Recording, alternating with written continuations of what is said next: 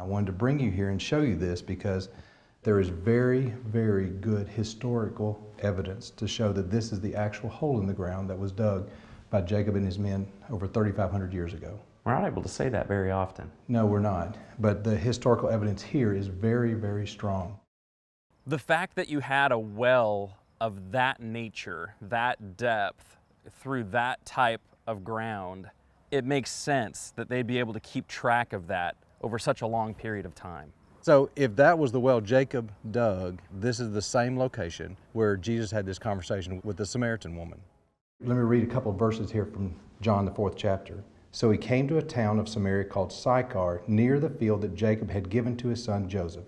Jacob's well was there. So Jesus, wearied as he was from his journey, was sitting beside the well, and it was about the 6th hour.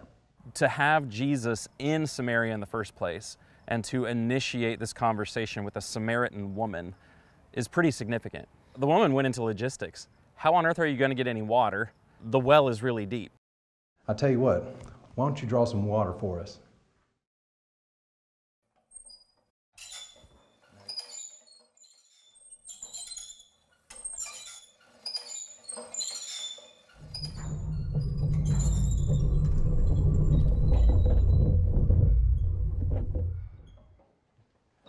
Very good.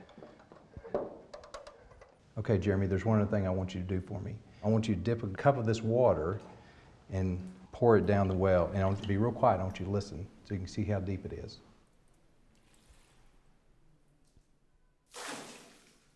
How high up is that? It's amazing, isn't it? It's got to be well over 100 feet deep. Wow. Yeah.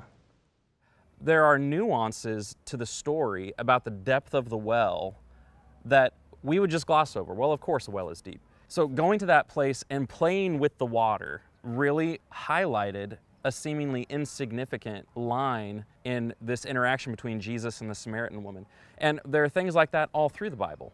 And they emphasize these were real people and real places, and even those small details are important and connect us to reality.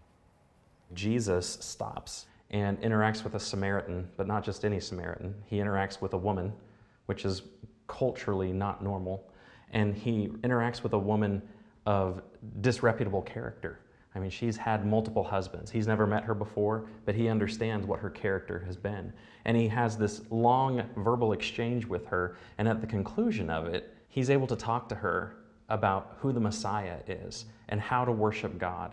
What Jesus was trying to get to as he interacted with this woman was to make the connection that he was providing living water to her. And they go back and forth with this dialogue. The topic changes quickly over the course of a very short conversation, but Jesus is moving it to a very important point.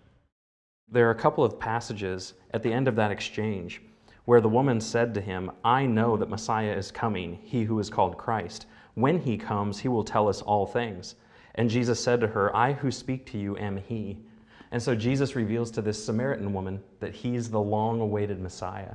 And she runs into town and tells everybody what she's experienced. They all come out, and he spends a couple of days there and helps this entire town come to realize who he is. So many biblical events happened right here. There's just so many layers of history to this one spot.